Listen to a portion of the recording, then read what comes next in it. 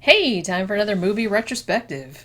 I know it's like not the right time of year to be doing this movie, but any time of the year is the right time Well, we just did Creep Show for like horror two. movies and Halloween movies. We did like Creep Show 2, and this movie kind of spiritually is very much on the same line as Creep Show. Yeah. So I liked it. Yeah, this is also an anthology film. It's not as Yeah. old as some of the other ones we do. This is actually from 2007. Yeah. Trick or Treat. Yeah, it's worthy of Creep Show though.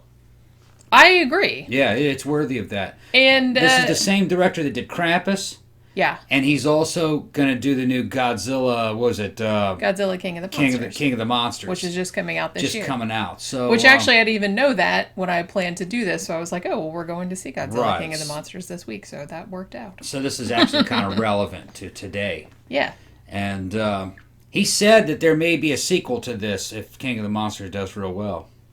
Yeah. He said he Well, wanted I to do mean, it. he said after like all the Godzilla stuff was over? like Okay. he wanted to do a sequel of this just because, I mean, the sad thing about this movie, there's been a lot of good horror movies. I think that we're kind of in something of a golden age of horror movies at the moment, like even for the past 10, 20 years even. But the sad thing about this one is that it was made in 2007. It kind of made the rounds of like horror festivals and stuff. Audiences loved it. It won all kinds of awards and shit like that. But for some reason, I think it was Warner Brothers that owned the rights, and they did not think that it merited a theatrical release. Crazy. So it never got a widespread theatrical This release. never got a theatrical release? No, it Damn. did not. And then like 2 years later, like in 2009, they put it out on DVD. Those dudes don't know what they're talking about. Right now, they're dissing on fucking Brightburn. And Brightburn was awesome. I really liked Yeah, Brightburn, some of the critics are talking about how bad Brightburn was. Man, Brightburn was awesome. It's like, there's no soy in that. I really liked all Yeah. the gore in it. Yeah. But so what happened with Trick or Treat was that it was so successful on video, like it got really good word of mouth, and it eventually got this huge, huge, huge cult following. And now, hell, it's so well known that even like Universal Studios and shit like that, they even have at Halloween Horror Nights, they do a trick or treat themed house with little Sam, the little, the little pumpkin headed guy with the burlap sack on his head. What's his name? Sam. Sam. That's an interesting aspect of this movie. Now, Christmas has Santa. Yeah. You know what I mean? And, you got the Easter Bunny. But there isn't anything for Halloween. Yeah. So, what this movie tries to do is it tries to establish a regular character to symbolize or to personalize Halloween. And it's this like a little child with a pumpkin head. It's weird. Yeah, It's he's weird, like yeah. a little demon. He's like Like a little supernatural. demon. Right. And he has like a gross, like scary face, but he usually goes around with this little like round burlap sack on his head with a little face, and he's like super, super cute. Yeah. Little orange footy pajamas, little Yeah. jack-o'-lantern lollipop, and a little candy bag. And so Michael Dougherty, the guy that wrote and directed this movie, he said exactly that. He's like, all these holidays had all these like iconic figures to go with Easter them, but for Bunny. some reason Halloween didn't have one, so he wanted to kind of establish that character. Yeah, to me, he's got kind of like a skull-like head. It looks like cross between like a skull and a pumpkin. Yeah, That's what its head looked like. that's to me. exactly what he looks like. Okay, yeah. And he is essentially And an alien. Yeah, And a his little face bit- looks a little bit like when Lot- the bag comes off. His Yeah, a face little looks bit a like little an bit like an alien. Yeah. But I think essentially what he is he's kind of like the Halloween enforcer. Yeah. Like if he thinks you're not doing it right, or you're not enjoying Halloween enough, or respecting Halloween traditions, Hell to then pay. he will fuck you up. Yeah. Yeah. But that is one thing. He's and the Halloween quality control agent. That's exactly Yeah. what he is, yeah. Now, the thing that I love about this movie, and that a lot of people love about this movie, this is kind of like the quintessential Halloween movie. I mean, yes, there's John Carpenter's Halloween, but some people have pointed out, yes, that's a horror movie, yes, it's set on Halloween, but it didn't have to be set on Halloween. In fact, it wasn't even originally set on Halloween, I don't think, because originally the idea was it was called the Babysitter Murders. Yeah. So the producer later said, "Oh, why don't you set it on Halloween?" So there's like pumpkins and shit, but it's not. It doesn't have to be Halloween. But Trick or Treat, the whole the whole fiber of its being is all about Halloween, and it's all about old school Halloween. It all takes place on one Halloween night in this like Midwestern town. I think it's called Warren Valley, I think is in Ohio. And it's just like 4 or 5 like interconnected stories in this neighborhood, and all of them have to do with Halloween traditions. Yeah, and it kind of had a bunch of animated sequences in it to make it like a comic book movie too, kind of like Creepshow. Mostly just the beginning. Just the beginning? Like the beginning, Okay. yeah. Yeah, I The, guess so. the beginning credits look very much like Creepshow. And like I said, I think this has a slightly different vibe than Creepshow, but I Yeah. think this is just as good a horror Yeah. anthology. It's good. I like the tone.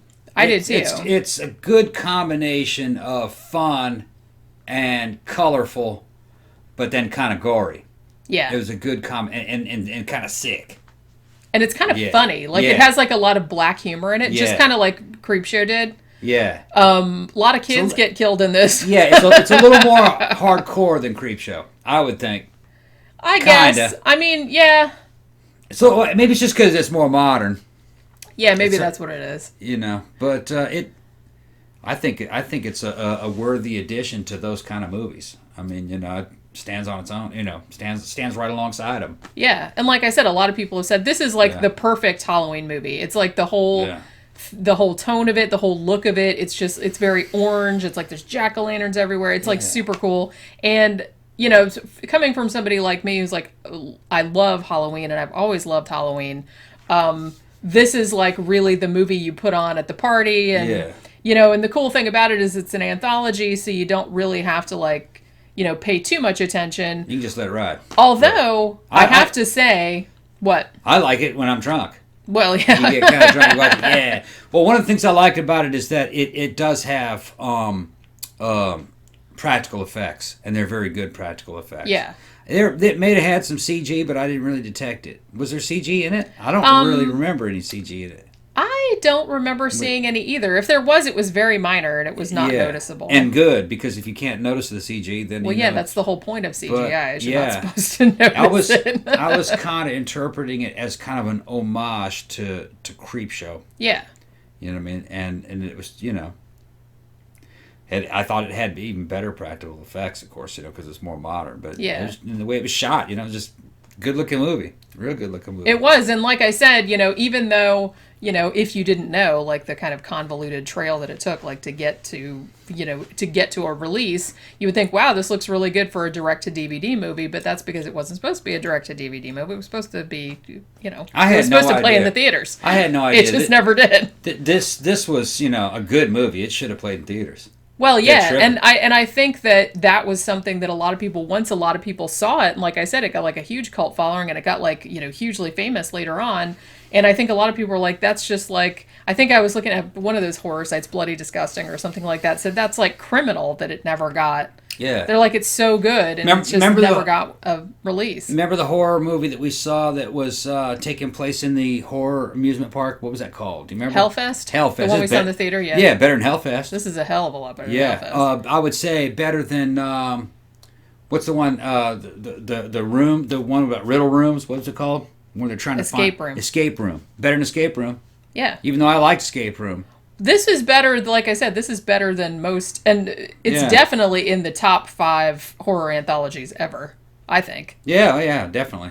And one thing that it did, and I've only seen a couple of other anthologies that did this, it's not like Creepshow where it's like one story after another.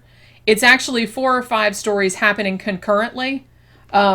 Or, on the same night. And they're kind of interwoven. They're interwoven, so it'll kind of cut back and forth between them. And, like, sometimes it'll go back in time to, like, show you what happened from, like, the other person's perspective. Like, so all of the stories are kind of related, but, but it's 4 or 5 separate stories. And one thing I noticed, I've actually watched it twice for this review, and you pick up new things, like, every time you see it. Because all of the stories, it's just really clever the way they kind of like fit them all together. And you don't have to notice it. You can just like enjoy the stories the way they are. But I like it more when you like pay attention and you see like all these little details that it's like, oh, that relates back to the other show, and that's what that guy was doing, and that's this person like Yeah. walking by, and all this other kind of stuff. So I think that's really cool the way they integrated it. Like one thing that I didn't catch the first time around, and you know, just like most other things, this is going to have spoilers. So you know, if you don't want spoilers, then turn it off right now. Okay. Yeah. Okay. But one thing I didn't realize the first time around was that in the story within a story, where the one girl was telling the legend about all the mentally challenged kids on the bus, and then the bus driver got paid by their parents to like drive them off a cliff, like into a quarry or whatever. That bus driver in the past was Mr. Krieg, the crabby, Halloween-hating old guy that lived next door to the principal that was also a serial killer. Yeah, he ended up paying for that shit, though. He did, yeah. Yeah.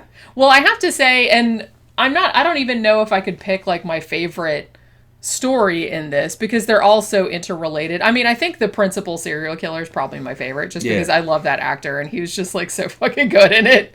And he's, like, you know, and he's, like, murdering little kids and getting his little kid to help out and shit like that. Yeah. But the one where they had, you know, the kids in the bus, and then there are these 4 kind of asshole kids, kind of bully kids, and they have this idea that they're going to go and get all these jack-o'-lanterns and take them as like an offering, quote unquote, to the kids that died at the bottom of the quarry.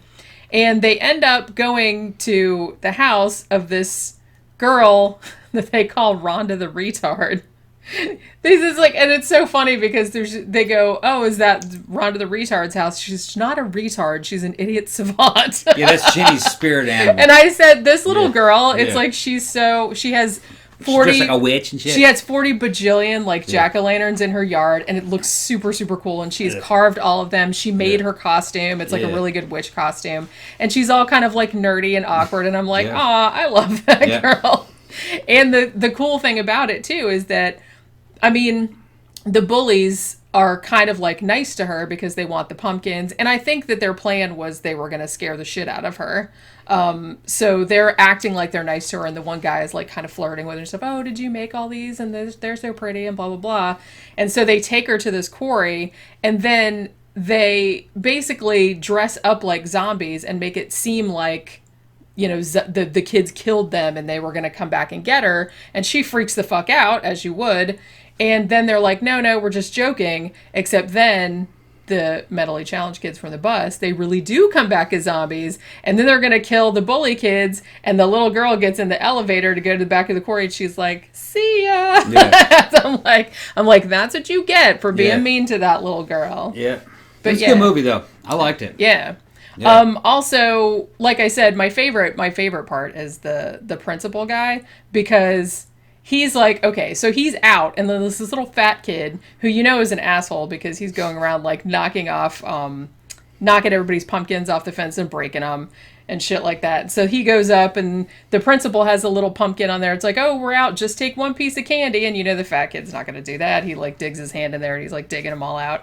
And then the principal comes back and he's all like, what are you doing? And then he like sits down next to him, and then it turns out that he has poisoned all the candy. Yeah. And the fat kid starts barfing, and it's I think it's cyanide because there's like a bunch of bottles in the house. Yeah, the way the kid throws up, and it goes on for a long time. I know. It's just like projectile vomiting. It reminded me of that scene from Stand By Me where they were all barfing all over. Yeah, they edited it they try to design the scene to make you want to dry heave. Yeah, it is pretty gross. Yeah, it's like, ugh. Yeah, because he's throwing up all chocolate, so it looks like he's barfing up diarrhea pretty much. Brown. Except it's not lumpy, which that's probably good, because otherwise I wouldn't be able to watch it without gagging. Yeah.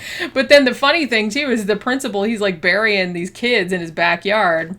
And he has a little son too, and the little son is like, "Daddy, you need to come and help me like carving the jack-o'-lantern, blah blah blah." Yeah. And you are led to believe that the principal is going to end up killing his own kid, but in a twist, what he ends up doing is he cut off that fat kid's head. Yeah. And he's helping the little kid like carve a jack-o'-lantern face into the fat kid. So he's like raising the next generation of serial killers, which I thought was nice. So, like I said... You thought that was nice? Well, no, you know what I mean.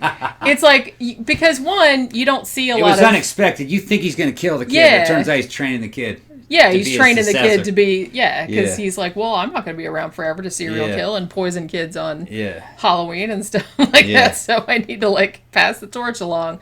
But yeah, so, because you don't see that a lot in movies, this movie reminds me a lot, actually, of Halloween 3, Season of the Witch. It has Yeah. kind of like a similar... One of my favorite movies. Yeah, it's very Halloween infused, and it's also fun, but kids don't get spared. Like, a lot of kids get killed in this movie. Well, and I like that. I mean, I don't like kids getting killed, obviously, but, a lot of movies don't really have the balls to do that. Yeah, well, this director, he obviously knew all these old cool movies that we grew up with, so he's just gonna pay a lot of homage to the classics, Oh, yeah. And at the time, Halloween fans were furious at Halloween 3. I never saw 1 and 2. The first Halloween movie I saw was Halloween 3 on HBO. Yeah, so you didn't have any fucking loved it. expectations. Yeah, I fucking love. To this day, I love that movie. And if you show me Halloween 1 and 2, I think it's kind of boring. To me, I liked Halloween 3.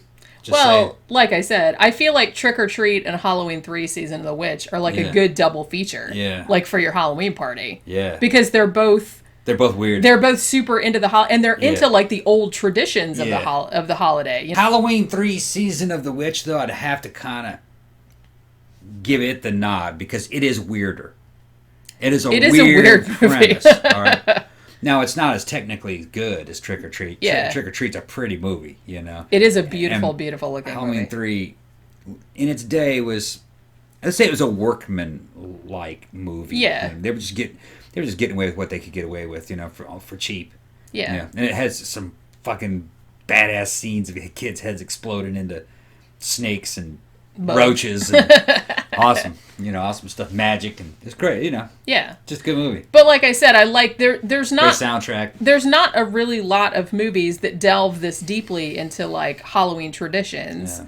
And Halloween 3 is one of them, and Trick or Treat is definitely one of them too. Even though like I said, it goes into like the old history and traditions and stuff, but it also kind of invents some new ones. Like at the very beginning, this couple is coming back from a Halloween party, and obviously they didn't have a good time because they're fighting and stuff.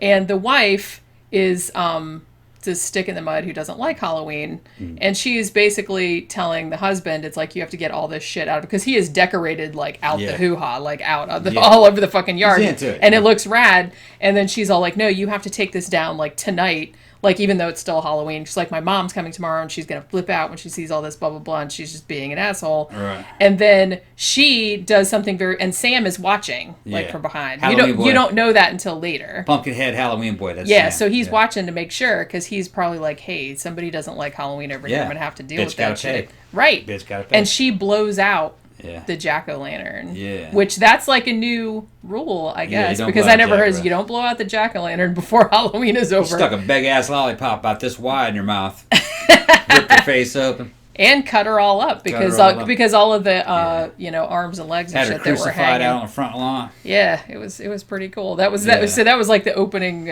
scene of the film. Yeah. Was Sam like taking revenge for her blowing out the jack-o'-lantern, and also just kind of being a douche about Halloween in general and wanting to take all the decorations. And talking down. about it, this movie makes me want to see it again. I know, We right? saw it twice. in the Yeah, past few days. we watched it. Well, because here's what happened. And you're making me want to see Halloween 3. Yeah. Well, we have both of these movies. Because what ended up happening... And you're making me want to see Dead and Buried. Yeah.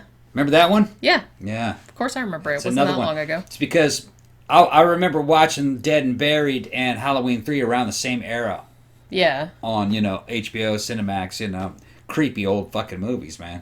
Yeah. Yeah, weird. Even though that's not a Halloween movie, it's more like a zombie movie, but Yeah. remember, it's all from, growing up, growing up with that weird shit.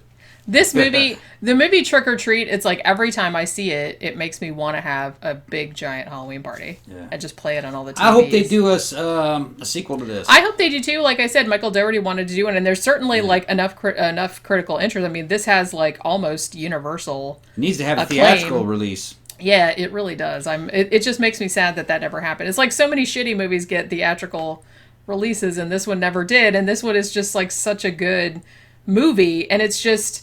Like I said, it's just that old school, like, Halloween feel, like when you were a kid, and, like, there's all these jack-o'-lanterns, it's all dark, and Maybe we everybody's ought to in their send a little... letter. to AMC to do a theatrical re-release. Because they're re-releasing certain things, re-releasing old movies. They should do that like right around Halloween. They actually, Halloween what they should do is that maybe like a weekend around Halloween, Yeah. they should have this. They should have Halloween 3 season, which they could do like a marathon, like an all-night marathon. That would be totally rad. Yeah. And then they could have like a fucking costume party and all that kind of shit. Yeah. But yeah, I really, really would like to do that. I also want to say that Anna Paquin is in this from True Blood. She plays like a character that's it's her and all her friends. You think that they're gonna get murdered because they're just like all these slutty princesses and stuff, although she just dresses up like Red Riding Hood. But the whole beginning of the film, they're just like, let's put on these like slutty princess outfits with their titties hanging out and everything. Yeah, and they look hot. There's like a bunch of hot chicks. There's one of every flavor too. One of every flavor. Yeah, there's a white one, a brown, a black one, and all the different flavors. Yeah. There's vanilla, blueberry, guys know what I'm talking about. Guys Guys know exactly what I'm talking about. It's hilarious. Yeah. But like you think, so they're going around like picking up random dudes like to go to a party with them and stuff like that, and then you think that one of them gets like attacked by what seems to be a vampire, but then it turns out that they're really werewolves, and so they were like kind of picking all these guys up so they could eat them later. But yeah, there's just so much about this movie. They don't make a lot of horror movies like this anymore, like I said. No, it's just a classic horror. It has a classic feel to it. It's super fun. It's super gory. Like a really good 80s horror movie on steroids with like state-of-the-art practical effects for 2007. Yeah, with it's a like tight edit. And I could tell you he looked at Creepshow and he went, I want mine to be like that, but even tighter. And they kind of did that same thing. Yeah, because it's very similar to Creepshow, like I said. Even though the stories aren't one after the other, they're all Well, he did their own innovation. But he innovated on it because he didn't want to do a direct ripoff. Yeah, it was just an homage to that. Yeah, that was and definitely the opening credits were an homage to that. Yeah. Now I should say too that if what ended up happening was that I had actually not seen this movie at the time.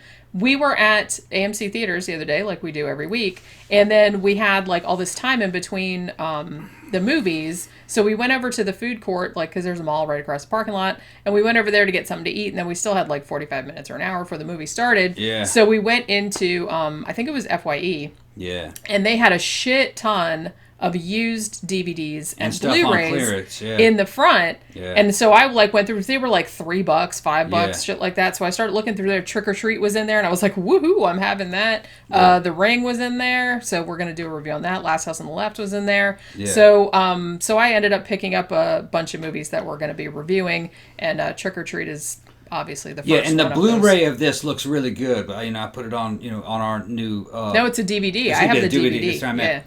What I meant was that the DVD looks really good. Yeah. It looks like a Blu-ray quality. Yeah. That's the quality. That's what I wanted to say. I was pretty impressed with the way it looked. It does. It looks really, really nice. Yeah, if you were to get a Blu-ray edition, it probably wouldn't look much better.